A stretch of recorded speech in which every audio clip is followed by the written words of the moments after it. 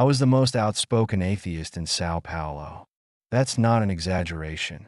I made it my mission to mock believers. My name is Juan Bautista. I'm 45 years old now. But my story begins in darkness. Not physical darkness, but the darkness of unbelief. I grew up in rural Brazil, where faith was everywhere. Crosses hung on every wall, churches on every corner. But I rejected it all. From an early age, I questioned everything, especially religion. My parents were devout Catholics. They tried to teach me faith, to bring me to church, to make me believe. But I was different. I saw religion as weakness, faith as a crutch, God as a fairy tale. By 16, I was reading atheist philosophers. Nietzsche became my Bible, Darwin my prophet, science my religion. I wasn't content with personal unbelief. I had to prove others wrong, had to show them their foolishness, had to demonstrate my superiority. I would stand outside churches, during their services, shouting questions they couldn't answer, mocking their simple faith. Where is your God now? I would yell at funeral processions. Why didn't he save them? Why doesn't he show himself? I disrupted prayer meetings, crashed religious gatherings, created chaos at worship services, laughed at their tears. I was proud of my intellect, my logical thinking, my rational mind, my freedom from superstition. I became known in our town as the man who hated God, the scoffer, the mocker. Some tried to convert me with their gentle words, their kind invitations, their persistent prayers. I shut them all down with cruel logic, with sharp wit, with cold facts. Then I met Maria, beautiful, intelligent Maria, who somehow saw past my hatred into something deeper. She was a believer, but not like the others. She didn't try to convert me. She just loved me. We married despite our differences. She kept her faith quiet. I kept my mockery loud. Somehow we made it work. Our son was born 2 years later.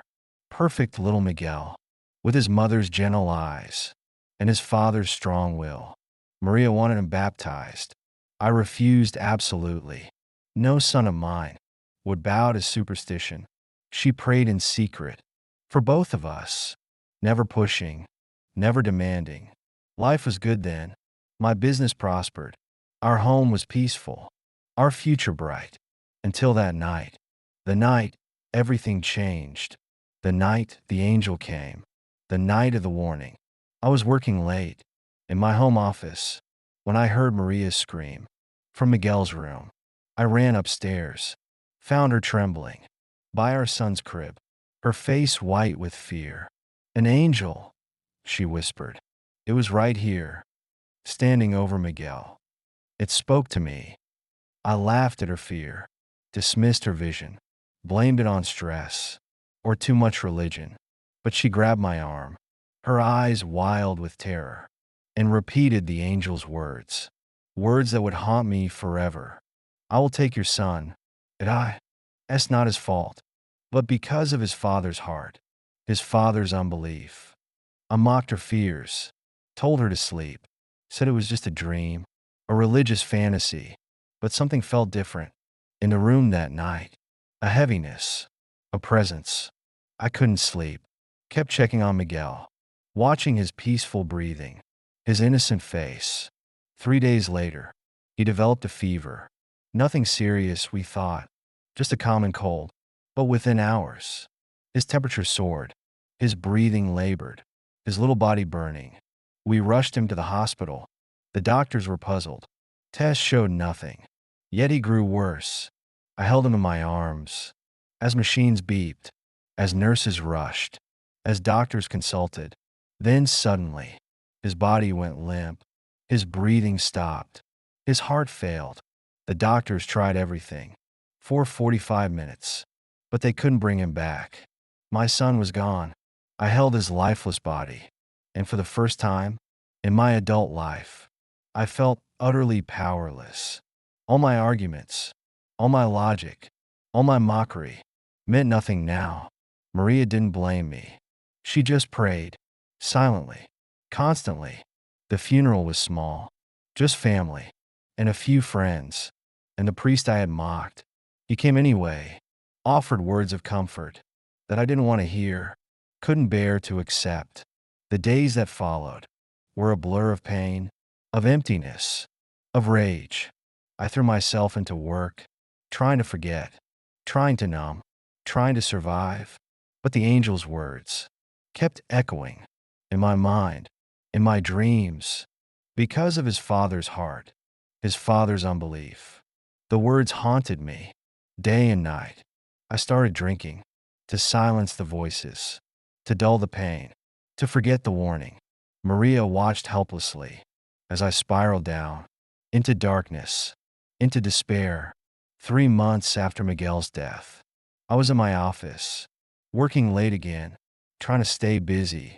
The pain hit suddenly, like a knife in my chest. Sharp, overwhelming. I couldn't breathe, couldn't move, couldn't call for help, couldn't fight it. I felt myself falling, the world going dark, my heart stopping, my life ending.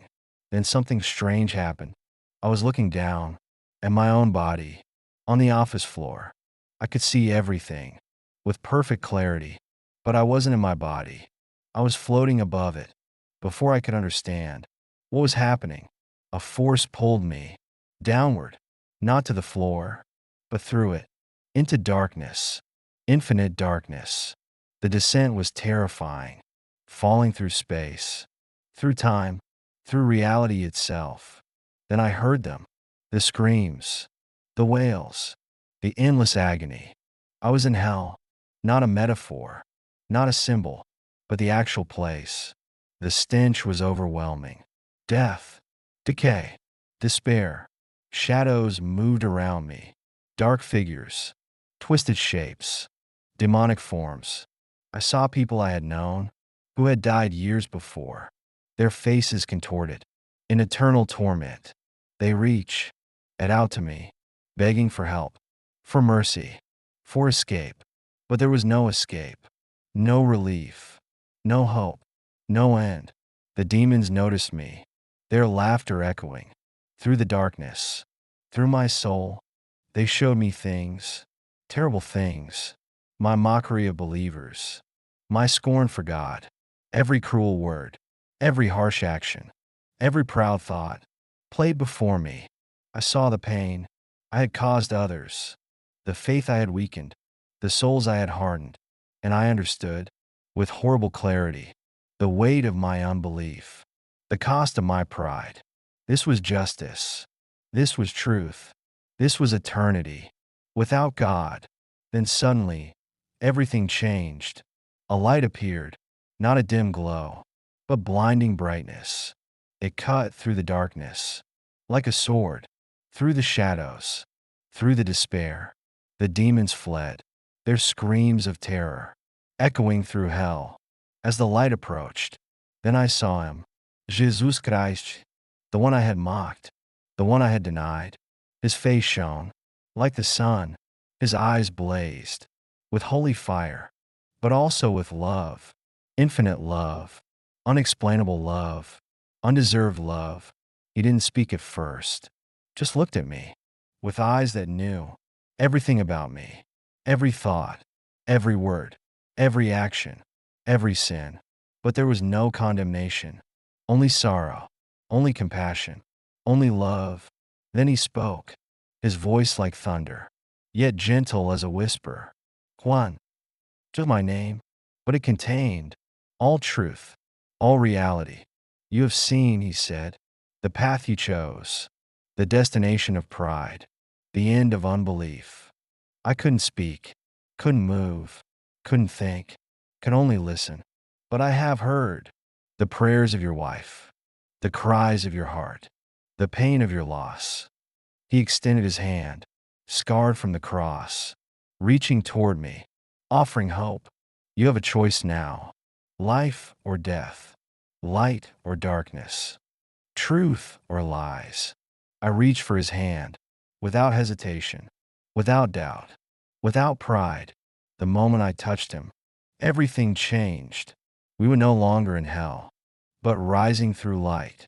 We pass through dimensions, through realms of glory, through waves of color, through seas of light. Then I saw heaven, not as I had imagined, not as I had mocked, but as it truly was.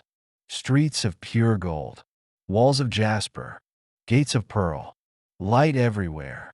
The music was incredible, thousands of voices, in perfect harmony, praising God. I saw angels, more beautiful, more powerful than I had imagined. And there were people, countless people, from every nation, every time. Their faces shone with perfect joy, perfect peace, perfect love. Then I saw him, my Somigid, running and playing in fields of light. He was more alive, more real, more beautiful than ever before. He saw me and smiled, but didn't come to me. This wasn't my time. Not yet. Jesus spoke again. Now you know the truth. What will you do with it? Who will you serve? Before I could answer, everything went dark. Then light again. Hospital light. I gasped for air, opening my eyes to bright hospital lights and shocked faces. He's back, someone shouted. It's impossible. He was dead for 3 days. This is a miracle. Maria was there, her face streaked with tears, her hands gripping mine, her prayers answered. The doctors were baffled. They had pronounced me dead, had signed the certificate, had called the funeral home. But here I was, alive, breathing, changed. The medical tests showed no heart damage, no brain damage, no explanation. But I knew what had happened, knew where I'd been, knew what I'd seen, knew who had saved me. The first words I spoke were not what anyone expected. From the town atheist, the notorious mocker. Jesus is Lord, I whispered. Maria's eyes widened. The nurses stopped moving. The doctor dropped his chart. Then I began to weep, not from pain, not from fear, but from joy. The memories were clear. Hell's torments, heaven's glory, Christ's mercy. I told them everything, about the darkness, about the light, about the choice. Some thought I was crazy, delirious from trauma, affected by oxygen loss, making up stories. But Maria knew. She saw the change, the transformation, the miracle. The next Sunday, I went to church, the same church I had once mocked. The priest nearly fainted. When I walked in, when I knelt down, when I prayed, the congregation whispered, some in fear, some in wonder, some in joy. I stood before them, tears streaming, voice breaking, heart overflowing, and shared my story of death and life, of hell and heaven, of judgment and mercy. The hardest part was asking forgiveness from those I'd hurt, those I'd mocked, but they embraced me with Christ's love, with open arms, with forgiving hearts. News spread quickly through São Paulo, through Brazil, through South America. The famous atheist who died and returned, who saw hell and heaven, who met Jesus Christ. People came from everywhere to hear my testimony, to see the change, to find hope. Many were saved through my story, through God's mercy, through heaven's grace. Today I travel, sharing this truth, warning the proud, encouraging the broken. I tell them about hell, its horrible reality, its eternal torment, its final justice. But more importantly, I tell them about Jesus, his amazing love, his saving grace, about heaven's beauty, its perfect peace, its endless joy, its waiting welcome, about the choice we all must make between light and darkness, between life and death. Maria travels with me now, her quiet faith, her persistent prayers, her loving heart, still showing me daily the way of Christ, the path of truth, the road home, and somewhere in heaven, our son Miguel waits, playing in God's light. Until we meet again, This is my testimony, my death and resurrection. My journey from darkness to eternal light. Yindi.